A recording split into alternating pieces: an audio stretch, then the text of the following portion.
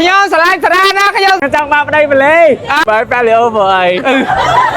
លេងហ្គេមលោកមកអូខេតោះ1 2 3ខ្ញុំចង់មកប្តីបលីក៏បានដែរអត់ទេទៅសែចទៅកណ្ដាលនេះឲ្យលឿនដល់ទេលឿនដល់វាអៀនអញ្ចឹងឯងតោះ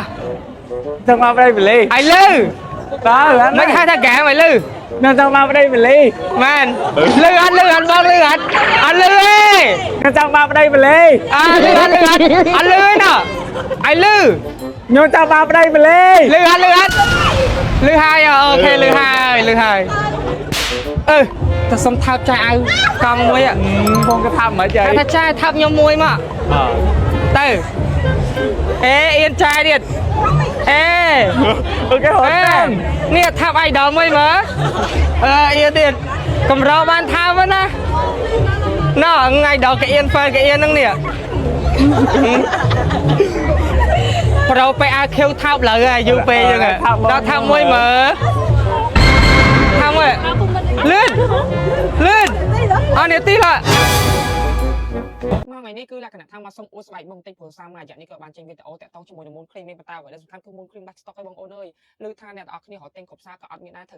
និយាយទៅគឺពិបាកចិត្តចំនួនមែនតើសម្រាប់អ្នកដែលប្រើត្រូវអ្នកគ្នាប៉ុន្តែព្យាយាមទៅព្រោះសារតែស្តុកយើងគឺនៅតែមានធម្មតាអ្នកគ្នាគាត់ថាសារខ្លះក៏អស់សារខ្លះក៏មានអីអញ្ចឹងណាអ្នកគ្នាអញ្ចឹងសម្រាប់បងប្អូនលក្ខណៈថាមានបញ្ហាស្បែកមុខចង់បានស្បែកមុខស្អាតសុខភាពល្អអញ្ចឹងកុំភ្លេចបាច់ជាមួយនឹង Aster មុនគ្រីមជួយឲ្យគ្រីមព្យាបាលមុខផ្សំឡើងពីត្បែកក្រហមជាមួយនឹងJunctionក្រហមអ្នកគ្នានិយាយទៅគឺលាប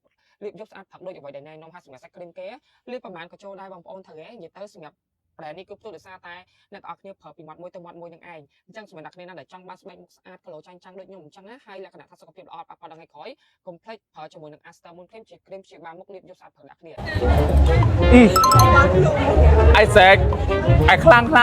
ខ្ញុំស្រឡាញ់សារ៉ាណាខ្ញុំស្រឡាញ់សារ៉ាណាខ្ញុំស្រឡាញ់សារ៉ាណាងាយខ្ញុំស្រឡាញ់សារ៉ាណាខ្ញុំស្រឡាញ់សារ៉ាណាងាយប៉ាចាញ់វារហូតចឹងឲ្យសួរបងមួយពាក់មួកក៏ខៀវក្រោយហ្នឹងថាពាក់លីអូព្រោះអីនេះអូនេះ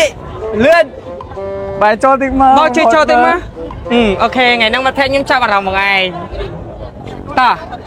លឿនមកថែអាការលក់មកវាតែម្ដងឯងបែរប៉ាលីអូបើអីបើអីម៉ៃបើខ្មៅអត់ជឿឯងសំមើតិចឥឡូវបើខ្មៅមែនអូខេអរគុណច្រើនបង